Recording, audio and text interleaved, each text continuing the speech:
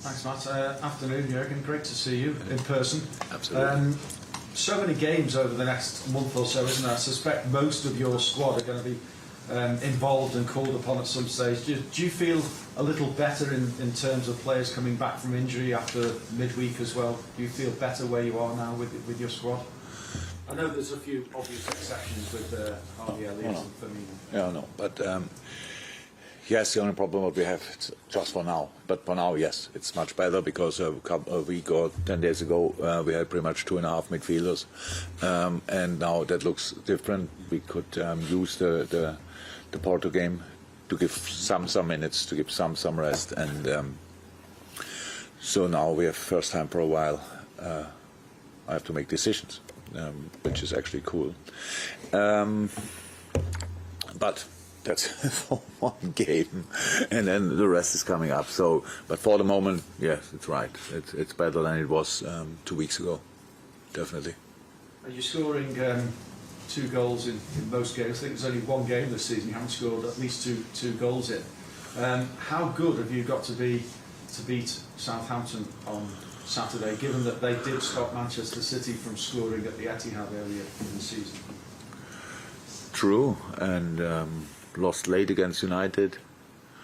I think in the EFL Cup against City was a penalty shoot, if I'm right. So yeah, Ralph is obviously organising a proper team there. So for each game, and especially when they expect themselves to have probably not a majority of possession, they're really well organised. I have to say, it's a 4-4-2, but. Or at least they start very often in a 4-4-2. From time to time they change, obviously, to 5 in the back during the game. But a really well organised, a very well drilled team, and that's the problem you have. So you need to be creative. But to break them down is really tricky. They don't concede a lot of shots on target. That's the thing. One of the issues we have to find solutions for. But that's exactly why we meet at Saturday afternoons, that we find solutions for these kind of things, and it will be again, thank God, then not for a while, but the last home game for a few days, for 10 days or so, or longer. But it is a home game, and I hope we really use that and enjoy that and create the right atmosphere, because that will be essential. That when you need to be ready to lose balls in tricky moments against Southampton because of the organisation. Then in the ideal world you win them back immediately. If not, then you will face a counter-attack or whatever. But they are not only a counter-attacking team. With the possession they have to do some smart stuff. Really active fullbacks, good footballing, wingers who come more or less inside, play in the half spaces. Whoever will be the strikers, but all of them good on the ball, a proper threat, and that's it. It's a good football team, I have to say. But the Premier League is that strong that even if you're a good football team, you are not then in the top part of the table. You still have to fight for each point. But that's what Southampton is doing, and so yeah, we know about the job, what we have to do. And the big advantage they obviously have is that they didn't play midweek. We did, and. We always said Wednesday, Saturday is not the best rhythm, but it's the rhythm we have, and so we need to be as refreshed and as recovered as somehow possible, and then be ready for a proper fight. You mentioned there the Premier League is strong. We expect another arrival in the Premier League, somebody you know quite well. Ralph Rangnick is set to take over at Manchester United for the remainder of the season.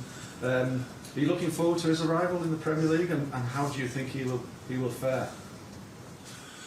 You obviously know him well enough. I do.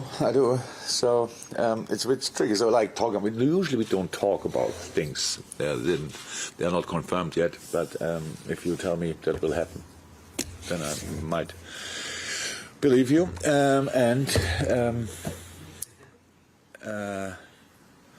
Yeah. Unfortunately, a good coach is coming to England, so that's how it is to Manchester United. So Ralph is obviously a really experienced manager, built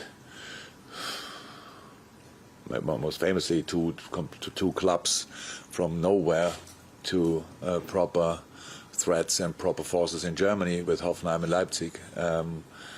did a lot of different jobs in football, and now, but it was always his first concern was always being a coach, actually being a manager, and that's what his best skill is, obviously. Yeah, United will be organised. I think on the pitch. I think we should realise that, and that's obviously not good news for other teams. But all coaches in the world, we need time to train with our teams, and Ralph will pretty quick realize he has no time to train because they play all the time. So that makes it a bit trickier for him. But apart from that, a really good man and an outstanding coach is, if it happens, will come to England. Thank you. We go to Ian on the Zoom, on the television, for 2 questions. Ian? Thanks, Max. Jurgen, I wonder, I know it's not happened yet, not been confirmed, but just speaking sort of generally about Ralph's influence, how highly is he regarded in Germany, and how much of an influence did he have on your coaching career and philosophy? In between the coaches, very highly regarded, obviously. Don't ask me about the other stuff. I don't know exactly, but he did, where he was, he did incredible jobs. It started early as a very, very young man at Stuttgart, coaching the second team, going from there. I don't know all the early clubs he had not, but I'm pretty sure he went then to Ulm, brought them to the Bundesliga, which was absolutely insane that time. And then made his way up from there. We faced each other first time, really. I was a very young coach when he was in Hanover. He might have forgotten that, but they played always our opponent a week later, so he called me, the young manager of Mainz, and asked plenty of questions. I was happy that big Ralf Rangnick was calling me, but he got all the information he needed. They got promoted, we didn't. So he owes me still something, and apart from that, really, in the football world in Germany, he's very well regarded, and rightly so. Talking about your team at the moment, what sort of a decision have you got at left back, considering Kostas and Kostas' performances this season? You said before you've got lots of decisions to make, which is a good thing, but left back in particular, how much is he pushing Andy Robertson? He's pushing, but I don't see it as pushing in that sense. Robbo is Robbo, and Robbo, it's a bit strange that people constantly forget how good Robbo is in these moments, just because Kostas is good as well. Thank God he's good as well. Imagine that. We would have a proper problem there. So it's much better than it was before, when we had no real solution and Millie had to play there, which he did exceptionally well. Now we have different solutions. That's good. We have now, of course, Kostas as well, and we have Owen Beck coming up, a real prospect. And so that's good for us. But I don't doubt Robbo at all. You saw Robbo coming on. When he came on last game, he didn't play that game because if he plays the game after his little injury, he couldn't. Well, there was no chance to play the next one. So we shared a bit the intensity between the two of them. Really happy about the development of Kostas. Really happy, but Robbo is Robbo and is an outstanding player. And if he has whatever had, I don't know if he had drops here and there in performance, it doesn't change my mind, because you cannot trust people today and then don't trust them the next day. You have to show these kind of things, and then you get in the long term the best out of players, and that's why it's not a difficult decision there to make. But really happy that Kostas shows up like he showed up. That I have to say, he's an outstanding player. Robbo needed half a year, Kostas needed around about a year. So that's how it is. But now we see him we see really how good he is, and it's very good news for us. Okay, we'll go to Julia in the room, then we'll go to Ian on the Zoom, and then we'll go to Julia.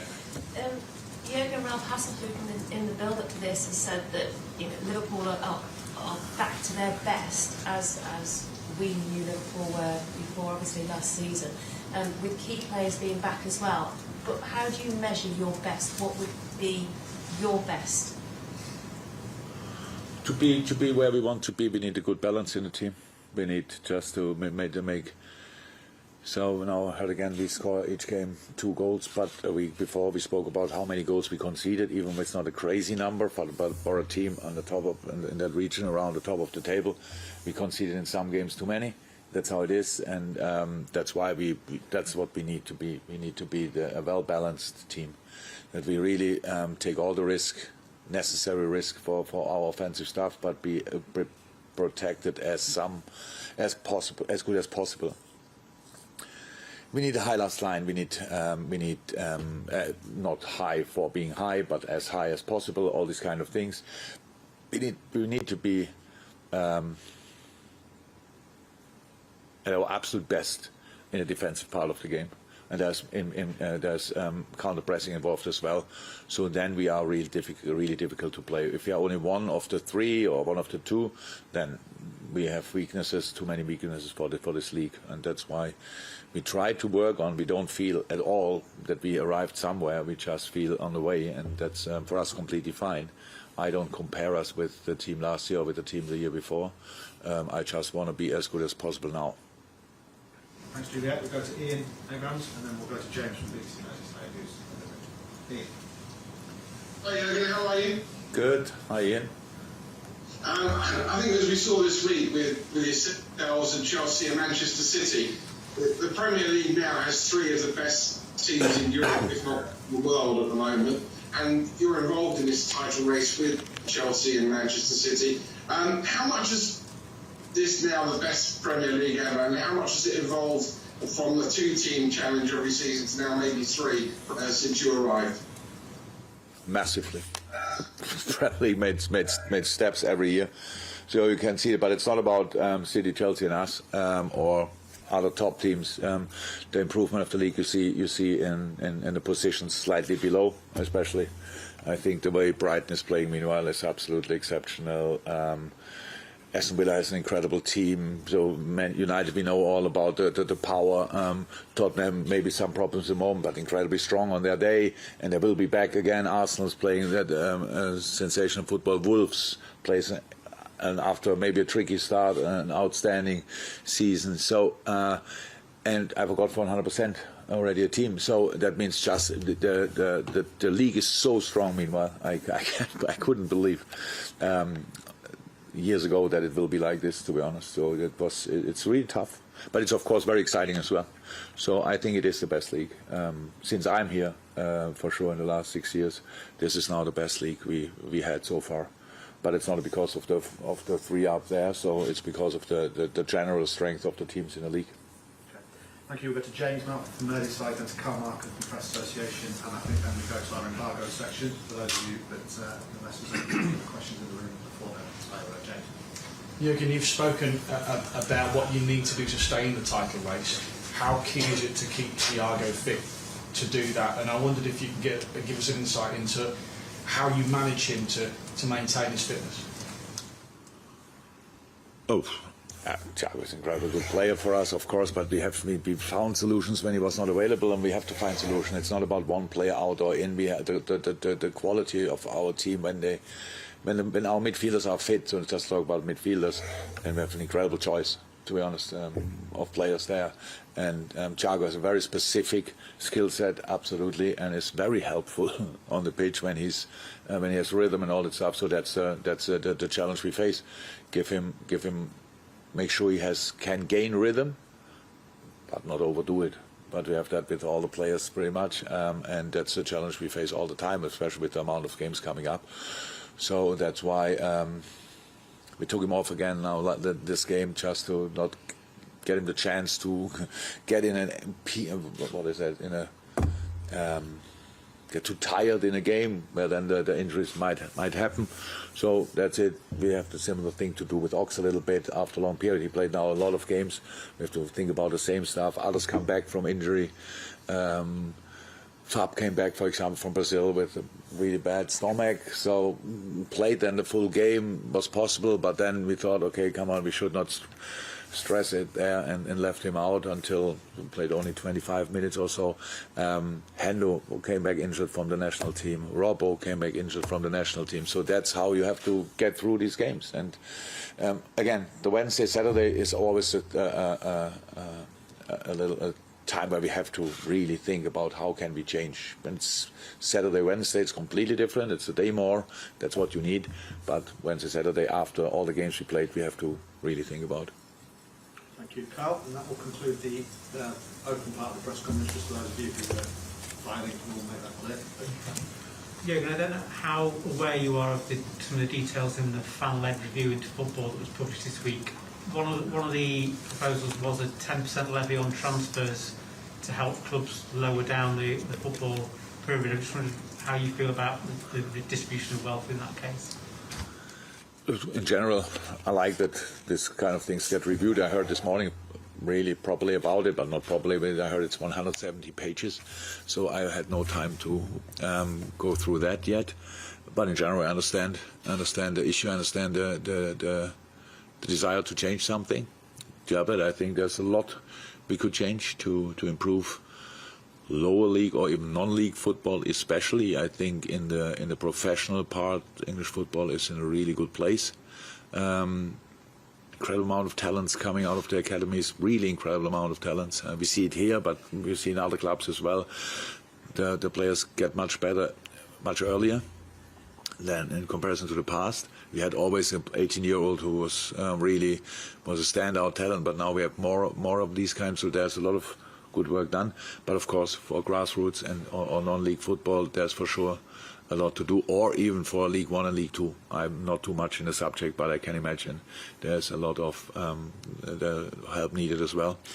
Yeah, but how I said, I need a summary. Probably I will not read the whole 170 pages, but I only heard this morning about it. Can I just quickly ask about player fitness in terms of players you're still missing? Cato, Gomez, Jones and Firmino. Any closer with any of those? Harvey as well. Maybe Harvey. Yeah, so that's it. Nothing happened since at least my phone didn't ring this morning about any kind of issues. So the players who were involved in the squad last game against Porto should be